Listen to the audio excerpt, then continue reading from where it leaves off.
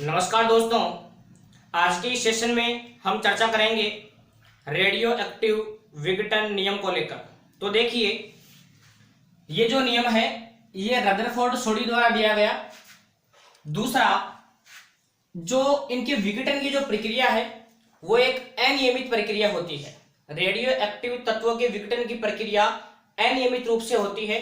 इस पर भौतिक और रासायनिक प्रक्रियाओं का कोई प्रभाव नहीं पड़ता है। वायुमंडल का टेम्परेचर, प्रेशर है, इनके ऊपर कोई फर्क नहीं पड़ता है। दूसरा, रदरफोर्ड ने बताया कि जो नाभिकों की जो विघटन की दर है, नाभिकों के विघटन की जो दर है वो सक्रिय नाभिकों की संख्या के समानुपाती होती है। नाभिकों के विघटन की दर सक्रिय नाभिकों की संख्या के समानुपाती होती है। देखिए दोस्तों, हम दर कैसे निकालते हैं। जैसे मैं बोलूं कार्य करने की दर, तो दर कैसे निकालते हैं, हम कार्य के अंदर समय का भाग देते हैं। यहां हम कह रहे हैं विघटन की दर, तो विघटन की दर हमारे पास बनेगी दोस्तों dN/dt। विघटन की जो दर है वो समानुपाती होगी सक्रिय नाभिकों की संख्या के। मैंने सक्रिय नाभिकों की संख्या मानी दोस्तों n। यहां माइनस का चिन्ह ये बता रहा है कि जो विघटन की जो दर है वो समय के साथ लगातार घटती जाती है। ऋणात्मक चिन्ह यह प्रदर्शित करता है कि जो नाभिकों की जो विघटन की दर है वो समय के साथ लगातार घटती जाती है। जैसे मैं इस तरीके से हम इस चीज को समझ सकते हैं कि जैसे हमारे पास शुरू में 100 नाभिक थे सपोज, और 5 मिनट के अंदर 50 नाभिक विघटित हो गए, तो लास्ट के जो 50 बचे वो अगली 5 मिनट के अंदर विघटित नहीं हो जाएंगे। उनको विघटित होने में अनंत काल का समय लगेगा, उनको विघटित होने में बहुत ज्यादा समय लगता है। इसलिए हम कहते हैं कि जो विघटन की जो प्रक्रिया है, विघटन की जो दर है वो अनियमित होती है, साथ ही साथ समय के साथ घटती है। मैंने कहा कि 50 नाभिक 5 मिनट में विघटित हो गए और लास्ट के 50 नाभिकों को विघटित होने में बहुत ज्यादा समय लगेगा। ठीक है, तो जो विघटन की जो दर है वो समय के साथ लगातार घटती जाती है। यहां माइनस के चिन्ह का मतलब यही है कि नाभिकों की विघटन की दर समय के साथ लगातार घटती जाती है। अब देखिए, ये हमारे पास बना -dN/dt। आपको पता है दोस्तों, जब भी समानुपाती का चिन्ह हटाते हैं एक नियतांक लगाते हैं, और या मैं नियतांक काम में लेता हूं लेमडा। यहां हमारे पास जो लेमडा है ये कहलाता है क्षयांक, या इसी को हम कहते हैं क्षय स्थिरांक। क्षयांक या क्षय स्थिरांक, या इसी का एक और नाम है दोस्तों विघटन स्थिरांक। अब देखिए, यहां से ये जो n है इसको यहां भेज दो, और ये जो dt है इसको यहां भेज दो, तो ये हमारे पास बन जाएगा -dN/n इक्वल टू ये बन जाएगा लेमडा dt। हम क्या करेंगे, इसका समाकलन कर देंगे समाकलन से। तो समाकलन जब करेंगे तो ये हमारे पास बन जाएगा, समाकलन जब करेंगे तो ये हमारे पास बन जाएगा माइनस का चिन्ह dN/n, और यहां भी समाकलन ये बन जाएगा हमारे पास लेमडा dt।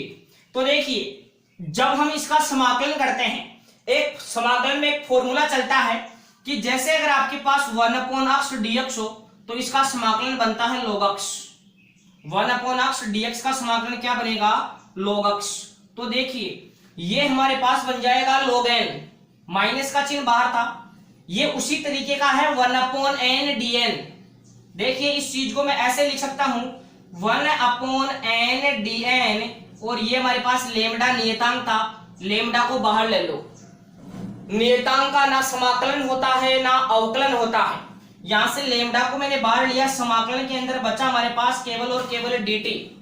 ये फॉर्मूला अप्लाई करो 1/x dx, तो इसका log x बना था, तो ये है 1/n dn, तो इसका क्या log n बन जाएगा, तो इसका समाकलन बन जाएगा log n। माइनस का चिन्ह हमारे पास बाहर था, इसका समाकलन बना log n equal to lambda dt का समाकलन होता है t, dx का समाकलन होता है x, dv का समाकलन होता है v। तो हमारे पास dt का समाकलन बन जाएगा t और प्लस c। याद रखिए दोस्तों, जब समाकलन के ऊपर कोई लिमिट नहीं लगी हुई होती है तो उसे हम अनिश्चित समाकलन कहते हैं, और जब भी अनिश्चित समाकलन हम करते हैं एक समाकलन नियतांक जरूर लगाते हैं। तो यहां देखिए, हमारे पास समाकलन की कोई लिमिट लगी हुई नहीं थी, मतलब ये अनिश्चित समाकलन था। जब भी अनिश्चित समाकलन करेंगे एक समाकलन नियतांक जरूर लगाएंगे। तो यहां हमारे पास जो सी है यह कहलाएगा समाकलन नियतांक। ठीक है, अब देखिए यहां हम एक कंडीशन देते हैं, यदि समय t बराबर 0 पर, यदि समय t बराबर 0 पर, t बराबर 0 का मतलब क्या हुआ, हम प्रारंभ की बात कर रहे हैं, हम शुरू की बात कर रहे हैं। t बराबर 0 पर सक्रिय नाभिक, t बराबर 0 पर सक्रिय नाभिक मैं लिख देता हूं n बराबर n नॉट हो। तो देखिए दोस्तों मैंने कंडीशन दी, t बराबर समय पर सक्रिय नाभिक। सक्रिय नाभिक का मतलब क्या होता है दोस्तों, सक्रिय नाभिक का मतलब आपके पास अब कितने नाभिक बचे हुए हैं। जैसे 100 में से आपके 30 नाभिक विघटित हो गए और 70 नाभिक बचे हुए हैं, तो 70 नाभिक कहलाएंगे सक्रिय नाभिक। और एन नोट का मान हो जाएगा 100, एन का मान तो कितना हो गया 70, बचे हुए नाभिक एन नोट का मान कितना हो जाएगा, शुरू में आपके पास कितने थे। तो मैंने माना कि t बराबर 0 पर सक्रिय नाभिक, शुरू में तो सभी के सभी सक्रिय ही थे, तो मैंने लिख दिया n बराबर क्या लिख दिया मैंने, n नोट। तो याद रखेंगे दोस्तों n नोट तो है प्रारंभिक नाभिकों की संख्या, n नोट क्या है, प्रारंभिक नाभिकों की संख्या, n क्या है, सक्रिय नाभिकों की संख्या। तो ये दोनों बातें इसमें अप्लाई कर देंगे हम, तो ये बन जाएगा माइनस का log, n की जगह तो क्या लिख दूंगा n नोट बराबर लेमडा, t की जगह क्या लिख दूंगा 0 प्लस का c। तो क्या दोस्तों ये टर्म हमारे पास 0 बन गई क्या, तो ये बना माइनस का log n नोट बराबर कितना आया दोस्तों c। तो हम क्या करेंगे, ये हमारे पास जो c की वैल्यू आई, ये c की वैल्यू यहां से उठाकर हम यहां पुट कर देंगे, यहां रख देंगे। तो देखिए क्या बनेगा, ये बनेगा माइनस का log n बराबर है लेमडा टी प्लस सी की जगह सी का मान लिख दो माइनस का log n नोट, ये बन गया माइनस का log n नोट। आप क्या करें, ये जो माइनस का log n नोट है आप इसको इधर लेके आओ तो ये प्लस का बन जाएगा, तो ये बन जाएगा log n नोट माइनस इधर log n, हमारे पास log n माइनस में था, बराबर इधर क्या बचा केवल लेमडा टी। अब देखिए दोस्तों एक फॉर्मूला चलता है log के अंदर, अगर हमारे पास log m minus log n है तो इसको हम लिख सकते हैं log m बट्टा n।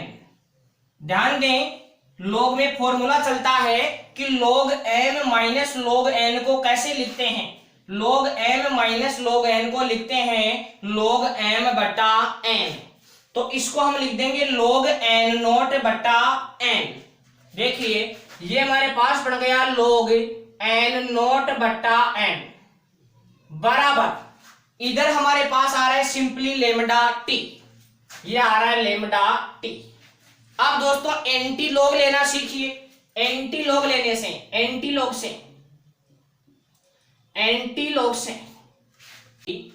यहां लॉग हट जाएगा, एंटी लॉग लेंगे तो n नोट अपॉन n बराबर ये बढ़ जाएगा e की पावर लेमडा टी। इसको उल्टा लटकाओ तो ये बनेगा n अपॉन n नोट, और इसको उल्टा लटकाएंगे तो ये बन जाएगा e की पावर माइनस लेमडा टी। देखो उसको n नीचे था तो n को ऊपर लिखा, इसको मैंने उल्टा कर दिया, तो इसको उल्टा करेंगे तो घात का चिन्ह बदल जाएगा। यहां से इसके बटा में एक मान लो क्रॉस गुणा कर दो तो n तो 1 से गुणा होगा, तो ये बन गया n बराबर n नोट e की घात माइनस लेमडा टी। ये बहुत कीमती संबंध है, इसी को हम बोलते हैं चर घातांकी सह नियम। चर घातांकी क्यों कह रहे हैं, क्योंकि e की पावर को हम चर घात कहते हैं दोस्तों, इसको बोलेंगे चर घातांकी सह नियम भी कहते हैं इसको। चर घातांकी सह नियम या रेडियो एक्टिव विघटन नियम का गणितीय रूप यही होता है n बराबर n नोट e की पावर माइनस लेमडा टी, जहां n है हमारे पास सक्रिय नाभिकों की संख्या, n नोट है प्रारंभिक नाभिकों की संख्या, ध्यान रखेंगे। अब देखिए इसका एक ग्राफ बनाते हैं हम दोस्तों। इधर मैं लेता हूं समय t, इधर मैंने लिया समय t और इधर मैंने सक्रिय नाभिकों की संख्या कैपिटल N। तो इसका जो ग्राफ है वो कुछ इस तरीके से चलता है, इस तरीके से ये ग्राफ भी आपको ध्यान रखना है। n क्या है, सक्रिय नाभिकों की संख्या, और t क्या है हमारे पास, समय। तो आपको ये क्लियर हुआ होगा। रदरफोर्ड सोडी का क्वेश्चन दोस्तों इसका 3 या 4 नंबर के अंदर क्वेश्चन पूछा जाता है कि रदरफोर्ड सोडी के रेडियो एक्टिव विघटन नियम को समझाते हुए सही स्थिरांक या अर्धायुकाल की गणना कीजिए। इस टाइप से इसका एक कंप्लीट क्वेश्चन पूछा जाता है। तो इसका आप एक स्क्रीनशॉट लीजिए। करेंगे दोस्तों श्रेयांक को लेकर, जिसको कि हमने लेमडा से प्रदर्शित किया था, इसी को श्रेयांक कहते हैं, इसी को सही स्थिरांक कहते हैं, इसी को विघटन स्थिरांक कहते हैं। तो इस श्रेयांक को हम परिभाषित करेंगे। तो देखिए श्रेयांक को किस प्रकार से परिभाषित करेंगे। मैं लेमडा के स्थान पर लिखता हूं दोस्तों 1/t, लेमडा के स्थान पर लिखता हूं 1/t। तो देखो हमने पढ़ा n बराबर n नॉट e की power minus lambda T, n बराबर n नॉट e की पावर माइनस लेमडा टी। तो n बराबर n नॉट e की पावर माइनस लेमडा की जगह लिख दूंगा 1/t, यहां लेमडा की जगह 1/t और साथ में हमारे पास आ रहा है t। तो दोस्तों t से t कैंसिल हो गया, तो n बराबर क्या बना, n नॉट और ये बना e की पावर -1, e की पावर -1 बटा में आएगा तो ये बन जाएगा n not upon e, n बराबर 1/e और साथ में बन गया ये n नॉट। दोस्तों n बराबर e की वैल्यू होती है 2.707, e की वैल्यू होती है 2.707 और साथ में हमारे पास क्या आ रहा है, n नॉट। जब मैं इसमें भाग देता हूं तो यहां भाग जाएगा दोस्तों 0.37 बार, 0.37 बार। हम क्या करेंगे, यहां ये जो n नॉट था इसको इधर बटा में ले आओ, तो ये क्या बनेगा n बटा n नॉट बराबर इधर बच गया 0.37। आपको पता है कि हम प्रतिशत कैसे निकालते हैं।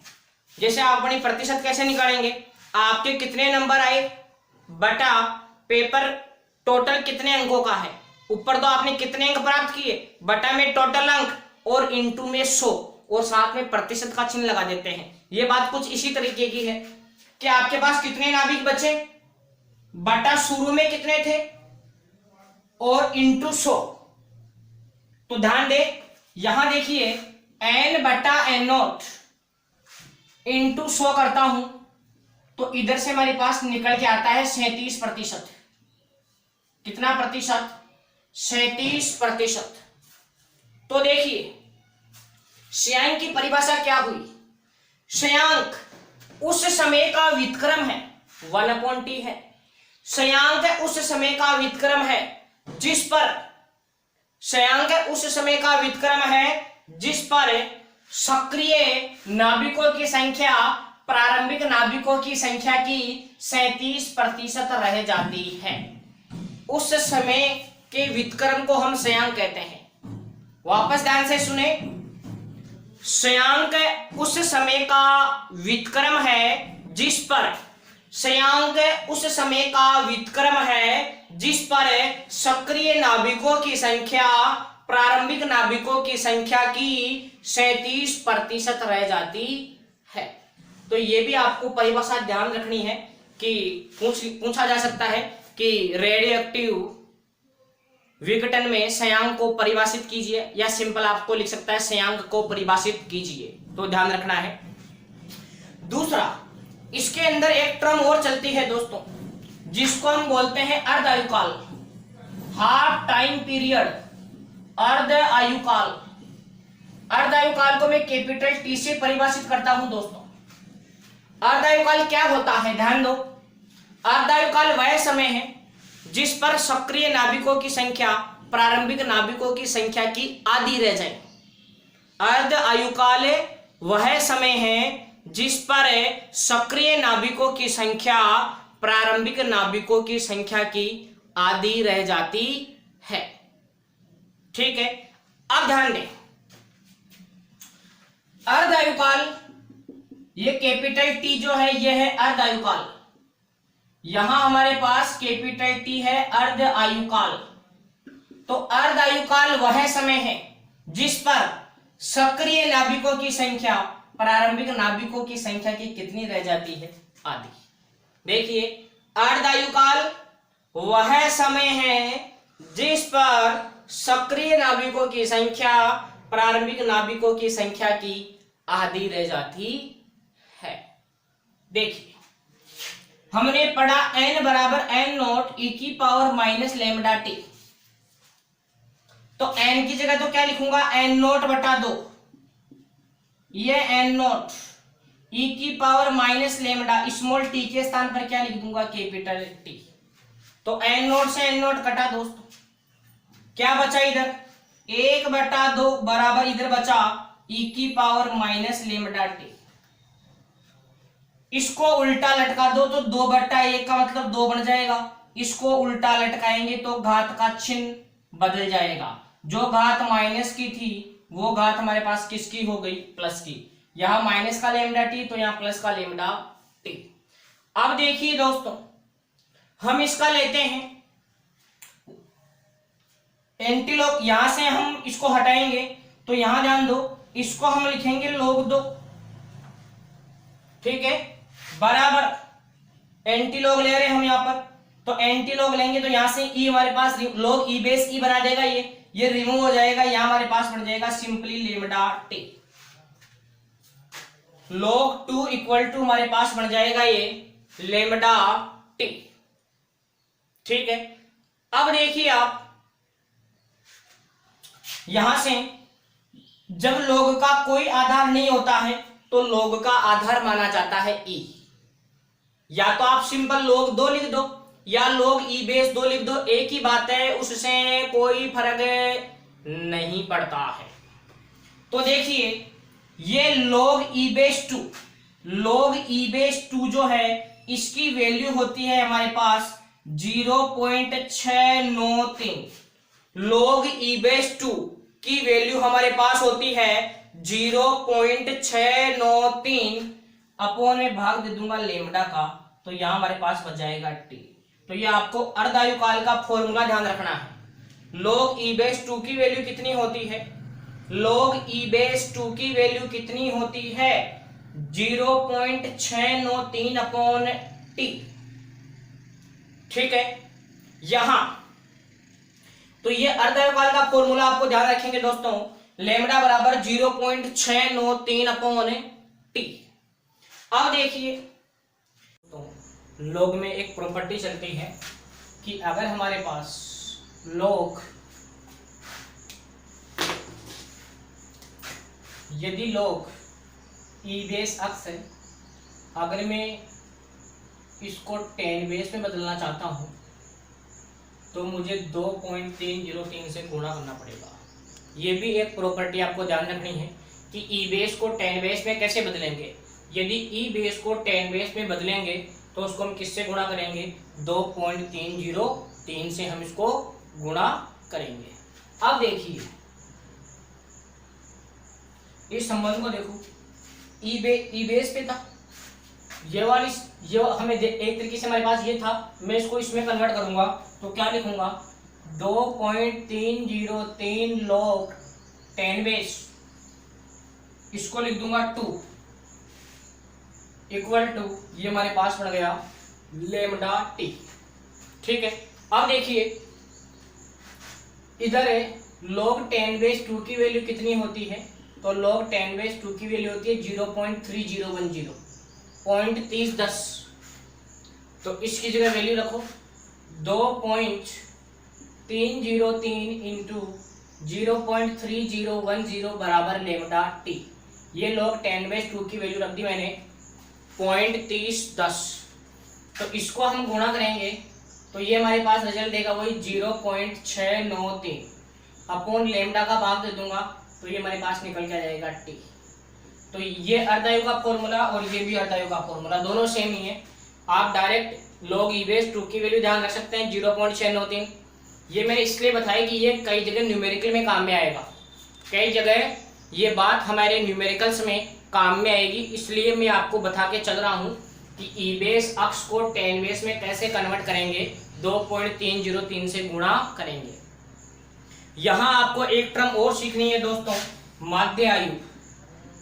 माध्य आयु, तो माध्य आयु को टी नोट से प्रदर्शित करता हूं, टी नोट।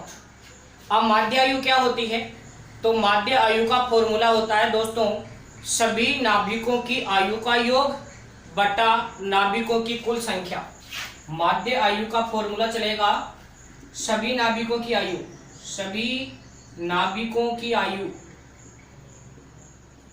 का योग, सभी नाभिकों की आयु का योग बटा नाभिकों की कुल संख्या, सभी नाभिकों की आयु का योग बटा नाभिकों की कुल संख्या।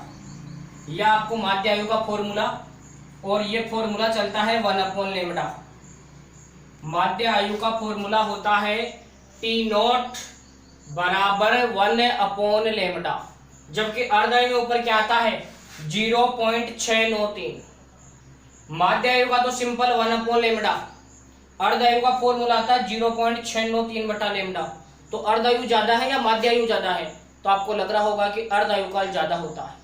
तो दोनों में एक संबंध हो गया क्या, कि t बराबर हो गया 0.693 टी नोट। ये संबंध आपको याद रखना है, अर्ध आयु और माध्य आयु में संबंध। अलग से हेडिंग डाल के आप इसको नोट करेंगे, अर्ध आयु काल व माध्य आयु में संबंध। यहाँ t अर्ध आयु काल है, अगर माध्य आयु को 0.693 से गुणा कर दूं तो क्या प्राप्त हो जाएगी आपको, अर्ध आयु काल। तो दोस्तों इस प्रकार हमने चर्चा की रदरफोर्ड सोडी के रेडियो एक्टिव विघटन नियम को लेकर के, विघटन नियम क्या होता है, साथ ही साथ श्याम क्या होता है, अर्ध आयु क्या होती है, माध्य आयु क्या होती है, और इनमें आपस में क्या संबंध होता है। आई होप कि आपको ये अच्छे से क्लियर हुआ होगा। वीडियो को ज़्यादा से ज़्यादा अपने दोस्तों के पास शेयर कीजिए, चैनल को सब्सक्राइब कीजिए। थैंक यू, जय हिंद।